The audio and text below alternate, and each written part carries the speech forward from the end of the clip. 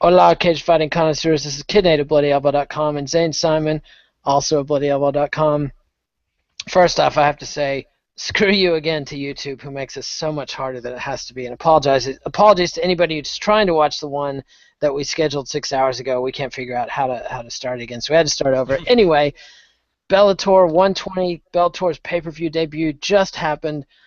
Pretty good night. I mean, we had Tito Ortiz get his second win since 2006. Quentin Rampage Jackson takes a decision over King Mo Lawal. A lot of people are going to be arguing about that. Our own Brett Brookhouse on the Bloody Elbow Twitter didn't see any possible world in which Rampage won that fight. Michael Chandler upset lightweight champion Michael Chandler, or interim. I guess nobody was the Will champion Brooks. going into this. This was an interim title fight. Yeah. Will Brooks beat Michael Chandler. That makes Will Brooks the interim champion, meaning he's going to be welcoming Eddie Alvarez back for Eddie Alvarez's contractually mandated pay-per-view fight. Anyway, let's take a quick look. I got to apologize to everybody. I had a 102-degree fever and missed all the prelims, broke the fever, was sick all day, broke the fever and made it in just in time for the second fight, just in time to see Shabalot Shamalayev get his arm snapped by a Kimura in a fight I don't think anybody expected him to win and to lose. Except for Dallas. Dallas was he was going with Fabricio Guerrero. Well, that's our own Dallas Winston, of course, frequent host on these shows, and something of a savant who watches a lot of Bellator and knows the guys. I mean, I just didn't see that coming at all. And I especially didn't see the arms. I didn't realize the arm had snapped until I saw Zombie Prophet's GIF. Yeah, I mean, I think what happened. I mean, what I saw happen at least was that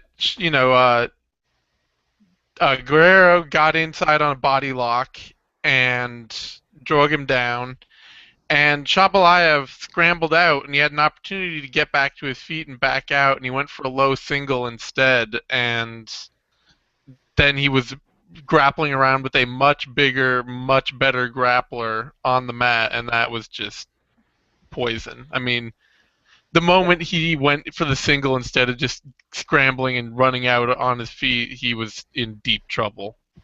Yep, bad mistake for Shamalayev, and he's going to have several months to think about that as he heals up. Anything on the Spike.com preliminary card that was notable? I mean, you had 3 KOs or TKOs, a submission, and a technical decision.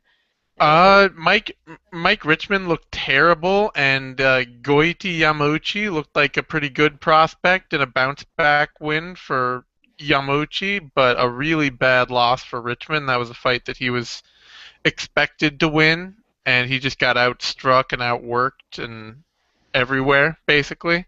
And that'll happen. And then the Marcin held Nate Jolly catchweight fight. It really looked like Jolly had him on the run and got greedy, went for too much ground and pound, posted up. You cannot do that with somebody, a submission artist of Held's caliber. Do you know why this fight was at a catchweight? Was this a short notice? It was a short notice switch. Jolly was supposed to be fighting Will Brooks, but it was going to be a lightweight fight anyway, so I'm not exactly at all sure why he got the 3-pound allowance. Extra pounds for a fight that would have been a lightweight no matter what. And I can only think that they gave the allowance to Held because he was the one coming in on short notice, and he didn't end up needing it. Well, he was supposed to be fighting Patricky Pitbull in the lightweight tournament final, wasn't he? And then Pitbull was injured. Pitbull was injured, and then that bout was pushed back, so Held had probably already dropped out of training. Never mind. Yeah, so I could see them giving the allowance to Held, but I think he came in on weight, so I don't even know. It's a crazy world, kids. We just try to explain what we think happened. Yeah. Cheek Congo, Eric Smith was game for that first round, man. It looked like he gave Cheek a little bit of trouble, but not much to say about that. Then he didn't.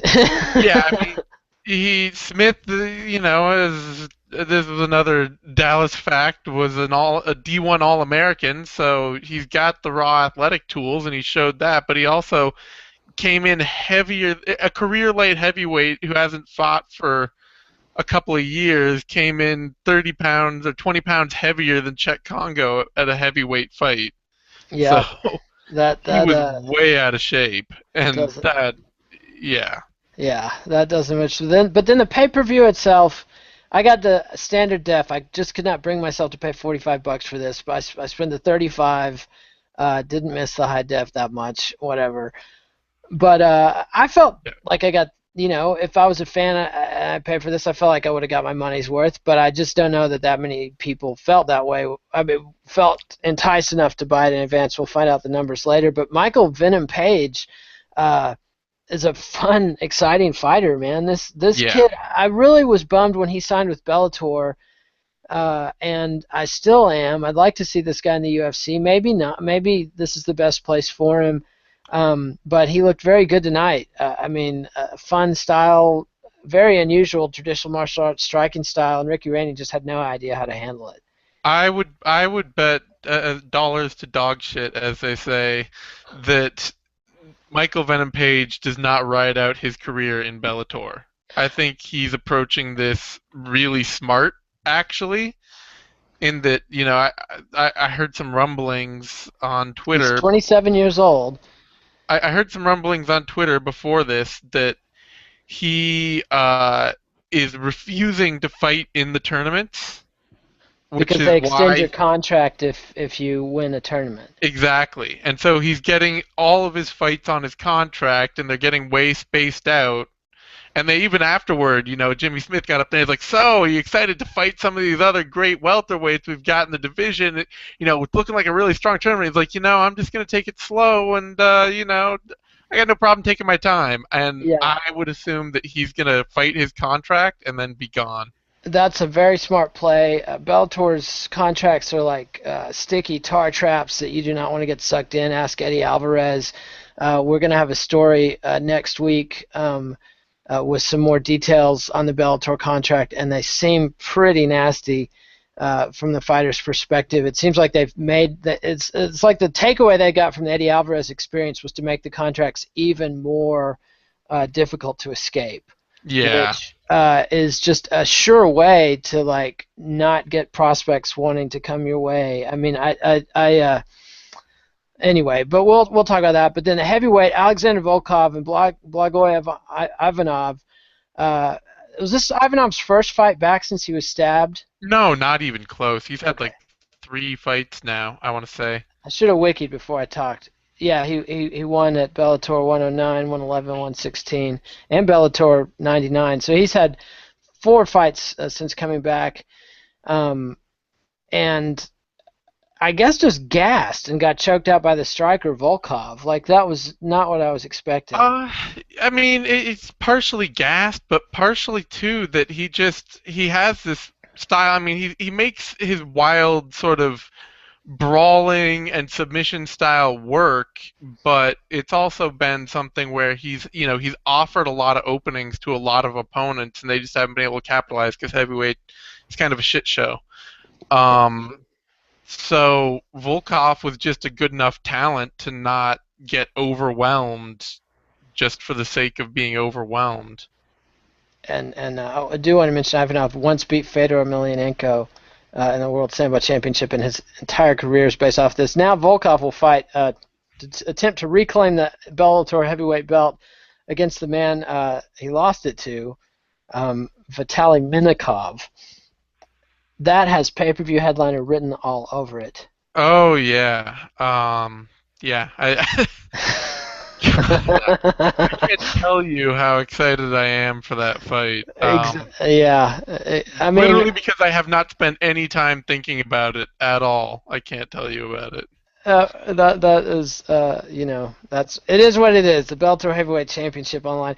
But now we get to light heavyweight Tito Ortiz and Alexander Shlemenko. It did not look good for Tito. The night started with legendary MMA troll Jonathan Snowden tweeting rumors that somebody was going to take a dive tonight, which Snowden is plugged in and he does hear rumors. But if you take the bait on Snowden's bullshit, you can be very confused sometimes as well. So Well, that didn't that seem to wasn't have happened. I don't know that that was a Snowden rumor as much as that was an Front Row Brian rumor. That Well, might have been. Snowden's where I saw it. Front row Brian also. Sometimes he's got the scoop, sometimes he doesn't, but he gets it. He tweets it.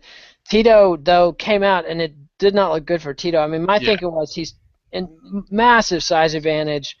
He's going to take the guy down, and it's just a matter of whether or not Slamenko can survive. But Slamenko was stuffing his takedowns. Yeah, no, and that's what I expected. I mean, Tito's game is really kind of outdated in today's MMA. Like you And can't has been for a long time, like 8 years. yeah, it has been for a long time. I mean, you can't just be a takedown artist anymore, even against somebody way smaller than you. But Shlemenko let himself get backed into the fence, and at that point, he is at a severe size disadvantage. And then Tito, once you get onto the ground, then yeah, Tito's obviously going to be a massively better wrestler and grappler without question. That's never been something Shlemenko has even pretended to be good at. No, and the difference between the Tito Ortiz that lost to Frank Shamrock all the way back in 1999, which was a peak experience for me as a fan, and if you have not seen that fight, I highly recommend it. The difference between him in 1999 and now is now he knows things like passing the guard and going for an arm triangle choke. Like he didn't dick around like hanging around in this cat's guard trying to beat ground and pound him. I mean, he was looking for the finish, and Slamenko was just completely overwhelmed. It does sort of rehabilitate Tito, and I think potentially sets up a Tito versus King Mo match. I mean, is anybody going to pay to see Tito versus Rampage? They have to put him on pay-per-view. They're paying him an enormous amount of money. Yeah, I don't know. I don't know what you do with. Yeah, it I was a don't know what you do with terrible Bellator's. signing decision. I don't know what you do with Bellator's light heavyweight division. You have Newton and who nobody really cares about at all, No, even a little, and you have King Mo uh used to, but then he lost the rematch and yeah, just moved on. and who was their other champ? The one that they dicked over and told everybody he was injured when he wasn't. The European guy, Of Attila Vey. yeah. So you Oh, have Newton and Vey who have set themselves up as the actual divisional elite for Bellator, which is functionally worthless because nobody wants to or cares to see them fight. And then you have Mo and Rampage and Tito as this sort of circus of bad that it's a just senior leagues basically circuit. yeah. And it just like it can't end. I don't. It doesn't seem to end, but there's no predicting how you milk value out of it. Like, Yeah, yeah. I mean, I've got a lot of respect for Sam Kaplan, the fight booker, but I don't feel like Sam signed Tito and Rampage. yeah, no, I definitely think that all. I think I would say that almost every major Bellator signing that has come from the UFC or that involves a major name fighter is probably not down to his decision making. That's an attempt to make Bellator prove Bellator can be highly economically successful Yeah, I mean, Viacom as a wants to make its brand. money back. Yeah, and the problem is their format plays right into the UFC's hands because the UFC's game right now is to flood the market and make people not care about MMA. They've already pretty much killed the regional scene in the US because, 10, 15 years ago, shit, 7 years ago, you could be in Amarillo, Texas, or Iowa, or all over California, Washington State, rent a stadium, build up a nest of fighters. People would come see guys fighting, and guys had places to fight and ways to work up and learn their craft. Now that there's a UFC on every week for free, like who's going to want to go down to the Tri-State Fairgrounds and watch Knucklehead A and Knucklehead B beat each other up? Well, they can watch Knucklehead C and D on TV for free and not leave the house. I And don't. I maybe. I mean, I follow the logic, but I don't see the result. I think there's still plenty of low-level MMA going on out there. That doesn't seem to be going but away. they're not making money at it, and they're not drawing crowds like in my neck of the Mm, woods okay, and yeah, that may be. I don't know about whether or not they're drawing more money or crowds, and I don't know. I mean, like the money thing seems like that kind of MMA has never made money. I mean, it's Oh always man, Monty Cox made money back in the day, and well, Amarillo shark fights, worked the way all the way up to pay-per-view before they collapsed. yeah, but Uh, they collapsed. They collapsed well before the UFC was flooding the market with yeah, the UFC had already this flooded the market talent to some thing. extent, but I mean that was a few years ago. But they really collapsed because I can tell you the story. It involved some biker gangs in my neck of the woods. I probably shouldn't do it on the air, but they collapsed because they borrowed a bunch of money to put on a pay-per-view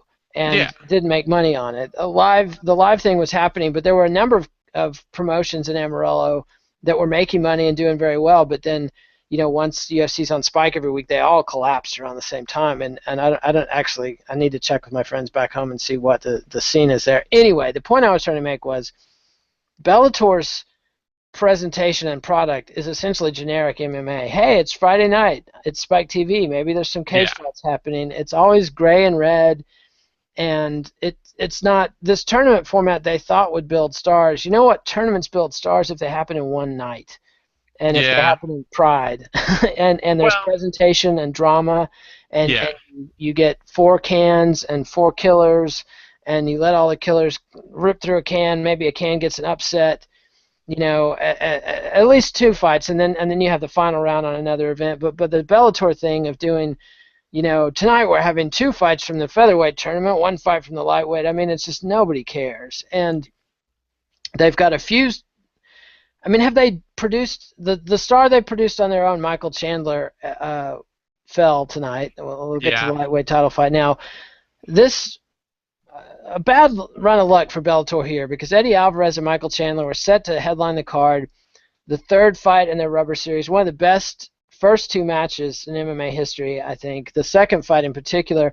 But the reason fans cared is because they're rooting for Eddie Alvarez to get away from Bellator because they watched Eddie, you know, sign a contract with the UFC, go to court. Bellator matched it with bullshit, just scratched out the UFC and wrote Bellator on every line, and then took it to a judge who didn't know the difference. And Eddie's got a contract with the UFC that would have Well, immediately given him massive pay-per-view exposure, and so now Bellator owes him one more pay-per-view. Do you think Eddie Alvarez is going to get his pay-per-view? yeah. I mean, okay. I don't know that the judge didn't know the difference. I think that the unfortunate part for Eddie was that Eddie didn't realize that the differences that he thought mattered didn't. They just Yeah. didn't. I I mean, mean, the judge didn't seem to care that one version of the contract would make Eddie potentially well, millions or hundreds of thousands, and one version will but not. why? I mean, by the letter of the law, he shouldn't have to care. I mean, that's Eddie's bad for not realizing that when he has a matching period that he has to wait out if he doesn't want to get matched, he has a matching period he has to wait out if he Yeah, doesn't want to get that's matched. and Mike Kogan, was telling Eugene S. Robinson, or Eugene S. Robinson, that right from the get-go that Eddie should have set out the matching period. But of course, then you got Ben Askren who did set out the matching period, and then the UFC doesn't sign him anyway. Well, You yeah, know, and that's just a whole that I mean that's the whole kettle of shit that that Eddie Alvarez built the UFC Bellator relationship to be. I mean, Yeah, and anyway, we were and supposed to have the Chandler Alvarez rubber match. Instead, yeah, Alvarez gets a head injury, and Will Brooks upsets Chandler. And I think Alvarez does much better against Will Brooks than against Chandler, or than Chandler did against Will Brooks. that's and that's but I mean, at this point can we really be sure of anything in Bellator? I mean, are Or we anywhere. I mean, it's MMA. We don't know what's going to No, happen. we do know. I mean, in the UFC you can actually like, The guy that upsets. got 3 picks right last time there was a UFC. Like I get a lot more than that, right? You just have that nice selective memory working. somebody was posting and nailed you. We're having a 38% win percentage on our last vivisection. Not this most recent one, but the anyway. I This get there are a lot of upsets. I will, I'll go to bat for my choices. I do You every do go to week. that. Yeah, every I, week, and then you come back and tell us, which ones what went wrong with some of your picks, and I find that yes, I interesting. will. But The point I'm saying is that, no. I mean, you there are the fights in the UFC that, or the fights in the UFC that tend to be unpredictable, tend to be unpredictable because you have two very closely matched fighters facing off against each other. The fights that you tend to be unpredictable in Bellator often just feel like somebody greased the mat or threw a banana peel out there. Like Well, Brooks and Chandler were very well matched, and they and were, but it was and also a fight that got made on a week's notice. it's true, So it's true, I and mean, it Brooks. doesn't feel like it. Is it that they're actually very well matched, or is it that is that the banana peel in the fight? Well, I think the Like, deal is that Brooks has watched Chandler much more closely probably than Chandler has watched Brooks, and Brooks was able to adjust mid-fight because early on when he took Chandler's back, Chandler was able to roll and explode out, and then he was like, figure four, fuck the hooks, I'm going to get a figure four body triangle, and he's not going to roll out, and that made all yeah. the difference. Well, and And there's also the fact that Chandler may have very, very definitively been overlooking Brooks entirely on his way to getting his rematch with Eddie Alvarez. I'm sure. I mean, why would he have been studying Will Brooks? And he was just put in Yeah. a bad position, and he's put in a position that now you see why John Jones turned down Chael Sonnen back at UFC 151. I mean, like you walk into the cage a champion on a short notice fight, you can very easily walk out of the cage not. Chandler didn't walk in a champion, but he walked in as the expected interim title holder. I mean, because frankly, I thought he won both fights against Alvarez. I was happy that the second fight was scored for Alvarez because I'm totally rooting for Eddie against Bellator. But I I mean that was a very very close fight. But Yeah. I thought Chandler had a strong case for saying he won it, and I was worried about Eddie going into this fight. And I feel bad for Chandler being in the cat's paw position. But be that as it may, I mean if Bellator wants to book Brooks versus Alvarez, it has to be on a pay-per-view. That's their contract. And I wonder what Yeah. happens if they elect not to attempt another pay-per-view. If this thing does 20,000 buys and If Spike loses yeah.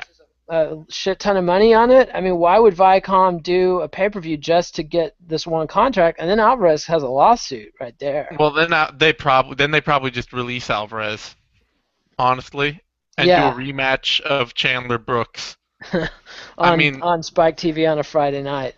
yeah, like Which that could be a very easy result of this. That I mean, if this goes as poorly as it could have, because they say they said, oh, nothing depends on this pay-per-view, but I really don't know that that's true, and I if think, nothing depended on this pay-per-view, they would not have signed Rampage Jackson and Tito Ortiz for a whole shit ton of money. I mean, they spent a lot of money. yeah, They were thinking there was going to be this synergy with TNA. King Mo was a disaster on TNA. Rampage and Tito did not succeed on TNA. I don't watch enough TNA to know the difference, but occasionally I'm aware that King Mo didn't even make it out of the preliminary training rounds or whatever, and they all discovered, you know what, pro wrestling's really hard, and you can't be yeah. a pro wrestler and fight MMA at the same time. From what I've heard, I can't remember hearing about the last time any of them actually appeared in a TNA show. To my knowledge, it's been months. That may not be true, but I can't remember.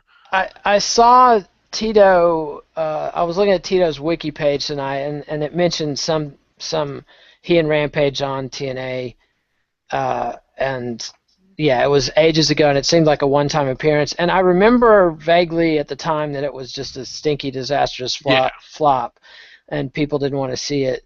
Tito is just one of these guys. He's not.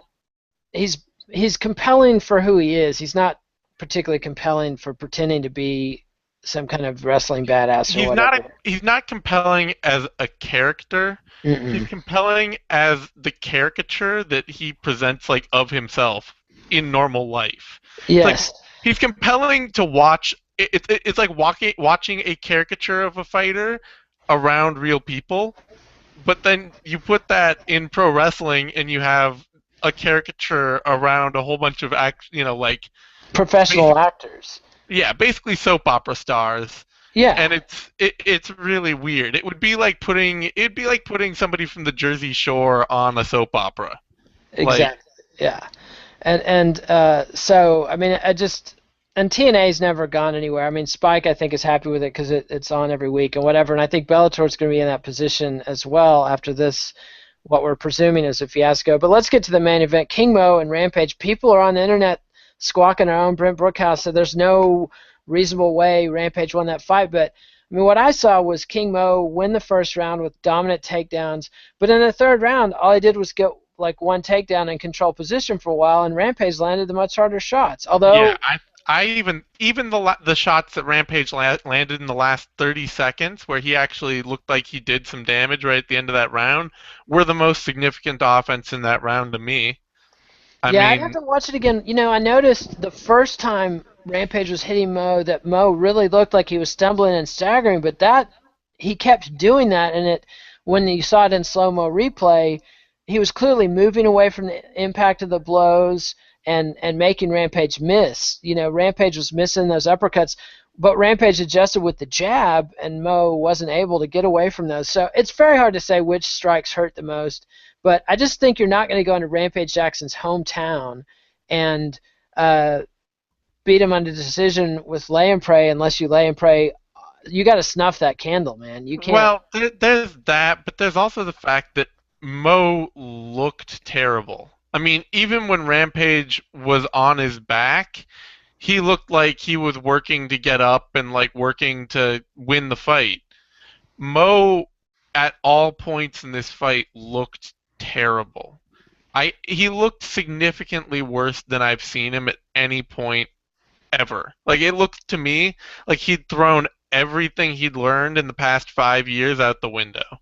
Well, he's had a habit of doing that before. I mean, he's had fights where he's shown pretty good boxing technique and then trains with the Mayweathers and come back with shitty boxing technique. It's like, Well, yeah, but it was different techniques each time. Like before, he had this sort of, very standard MMA boxing technique where he was aggressive with it, and it flowed into his wrestling, and it really worked, and it felt right. He beat some decent fighters doing that.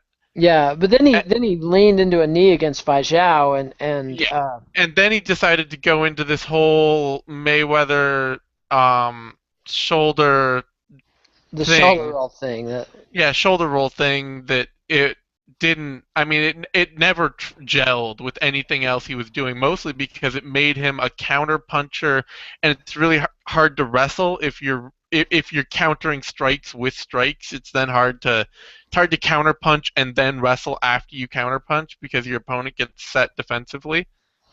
I mean, it ended up not gelling with his wrestling at all. And tonight it looked like he totally abandoned that it looked like he was utterly. scared to exchange with Rampage, What? which is a But I wise mean, thing to do. but he also didn't look defensively set at any point. It looked like he had his defensive plan was to come forward and to try and move away from strikes.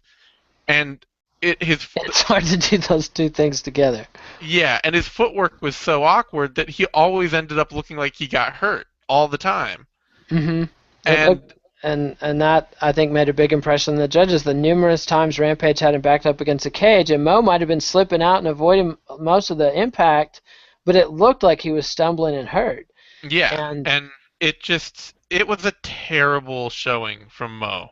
it was, and I mean, and it was a 3-round fight because it was contracted to be a 3-round fight. It was it was Yeah, the not supposed to be co-main. the headliner. You know, I would have been curious to see what would have happened in two more fights. I mean, basically like any other fight fan, I want a definitive decision, a definitive result. But I don't think anything I, significantly different but would I have mean, happened. would you want to see that fight again? Like they're No, but you know, I've Mo got and Rampage emotional. called each other out and called Bjorn out to make Yeah. that fight happen again. And I gotta think that Bjorn's back in the back drinking himself to death listening to that. Well, I mean, the thing with King Mo is the guy, and I have a lot of sympathy for King Mo. This guy is an enormous athletic talent who had a very successful career as an amateur wrestler. Came into MMA. I mean, he's not much. Is he? He's only 2 years difference than Rampage. You Yeah, know, he's only 2 years younger. but you know, he's much newer in MMA because he came to it late after wrestling, and he came into a sport. He changed sports pretty late, and you know, Coach Mike will tell you that his wrestling career was a bit of a disappointment too, and you have to let Coach Mike Reardon on Bloody Elbow go into the details on that. But he came into MMA in 2008. You know, was going great through Strikeforce, but he had that fiasco where he tested positive for drostanolone after beating Lorenz Larkin, Yep. and then had the hearing with the NSAC, and lost his cool and called a commissioner. He felt she was being racist to him when asking Yep. if he could read.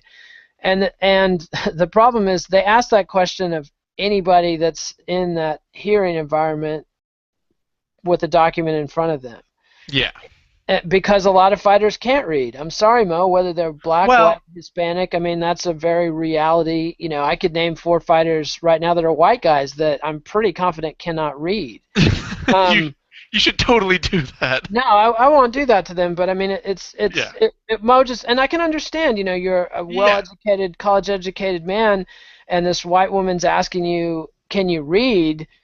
And that really pisses you off, and he just lost his cool, and Yeah. then the UFC was like, well, that's Zuffa by that point on Strikeforce, and they were like basically like, well, that's 3 strikes, kid, you're Yeah.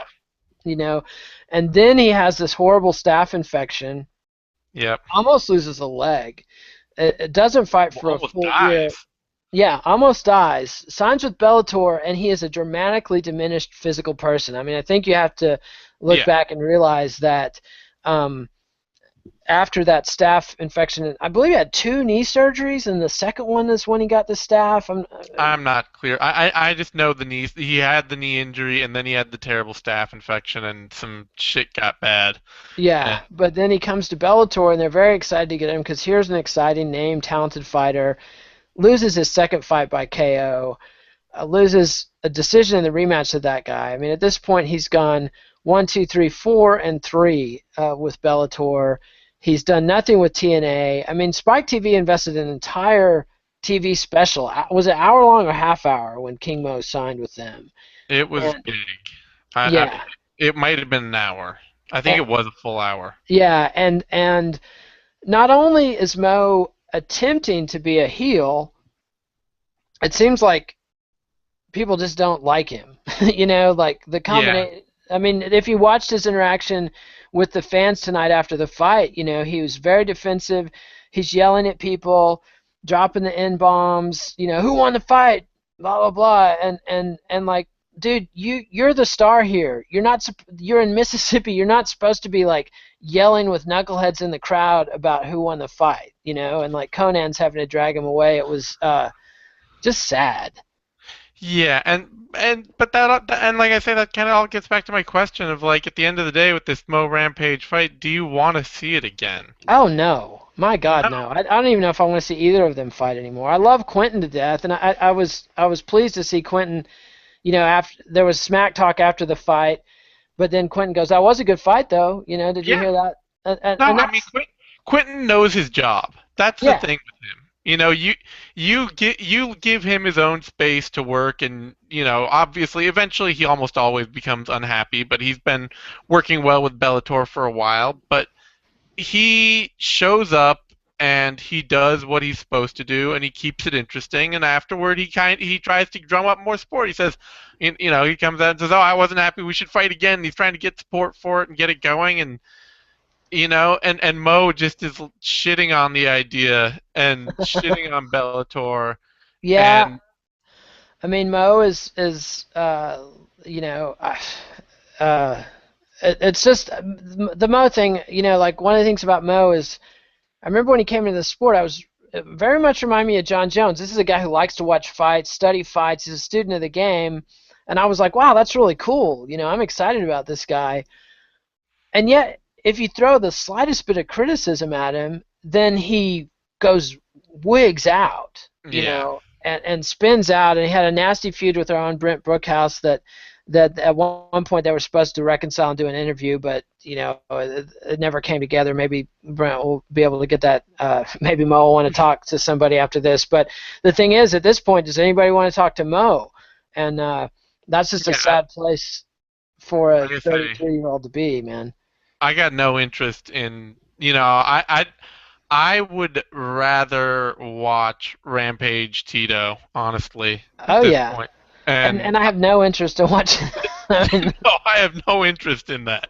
But I would much rather see it than Rampage King Mo. That yeah, actually, it felt clear. Even if people thought that King Mo won, it felt clear that Rampage was the better fighter in the cage, and that I mean, any way that King Mo won was just a diminishment on Rampage's part from the great fighter that he used to be.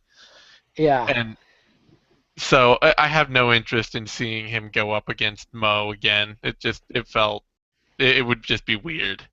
So overall, what's your review for Bellator's pay-per-view debut? Overall, my review is that if you bought it and like we did, then you probably got your money's worth out of it. Like it was weird and freaky. Some fights were good. Some shit was strange. It was memorable, certainly memorable. Definitely memorable. Gives you a lot to talk about, but I can't imagine anyone who bought it telling people to buy other people to buy it. No, and the thing about these things, like to succeed, I mean, I can't get people to come to a UFC party at this point. You don't even have a UFC party anymore. I mean, like Yeah. nobody cares. The few addicts of us are alone, and our long-suffering wives and girlfriends are losing another Saturday, and we're getting paid to do this, so it's a little different. But with the Bellator thing, I just can't. I mean, who watched this? Who told their friends about this? Luke Thomas seems to think that they sold, that they filled out, that they sold as many tickets as they did, or they filled it. He thought maybe there were 6,000 people in the arena, but there's no way this thing, unless they sell more than 50,000 pay-per-views, I just don't see how they make money. I mean, it doesn't build on anything. I mean, the headliner, Rampage versus who? We don't care. Yeah. Will Brooks versus Michael Chandler, or Will Brooks versus Eddie Alvarez. I'm not paying $35 for Will Brooks versus Eddie Alvarez. I mean, there's no way. You know. I mean, I love Eddie Alvarez, and I look forward to seeing him on the UFC pay-per-views. But and Will Brooks seems like a fine kid and a fine fighter, and I look forward to seeing him have a long run as a Bellator champion. I look forward to a Brooks Chandler rematch, but I can watch that shit on Spike. Like, Well, yeah, I mean, it'd be like somebody asking you to pay for a pay-per-view headline by what's his name? Alexander Volkov. No, well, like Green versus Jim Miller. Like, Yeah. A couple of like borderline top 15, top 10. A couple of good UFC lightweights that you're still like, okay, they're run of the pack. They're not part of that top 5, top 6 cadre that you're just like must watch. Yeah, and they're not the Diaz brothers. There's no like exciting, charismatic X factor that they're just fighters. Yeah. And so, and Michael Page, I hope he's as smart as you think he is. I mean, this cat seems like somebody who, he doesn't have that long. I mean, he's already 27, so he needs to. Well, he hasn't been around that long either, though. So I mean, that helps. He's got some time. Yeah. Time because he came late to the sport late. It's not like he's been in it for a decade already. Yeah, he's not Joe Stevenson. And so he's had 2 Bellator fights already. I don't know what, he probably signed a 3-fight contract. Who knows? But he's somebody I look forward to seeing. Honestly, I'd love to see him fight Stephen Wonderboy Thompson. Well, yeah, that would be all sorts of fun. Yeah. But I mean, if you get into the UFC welterweight division, there are a whole shitload of good fights for him there that would be fun. I mean, yeah. Think about watching him versus Albert Tumanov after Tumanov fought Lapsley. That could be very interesting. Page is one of these. Brandon Thatch or somebody like that. I mean. Yeah. It all could be very interesting. Well, I think we've chewed the gristle off the bone here. It's 1 a.m. my time. I think what is it, 11 p.m. your time. So we'll let the 39 viewers that have stuck with us go. And adios, MMA aficionados. Thank you, Zane, for joining me and sharing your views on the show. And got anything else to add? Follow Zane at @DZaneSimon. Follow me at KidNate. Subscribe to MMANation.com on YouTube. Give this video a like. Watch us on Bloody Elbow. Read us on Bloody Elbow. Adios, MMA aficionados.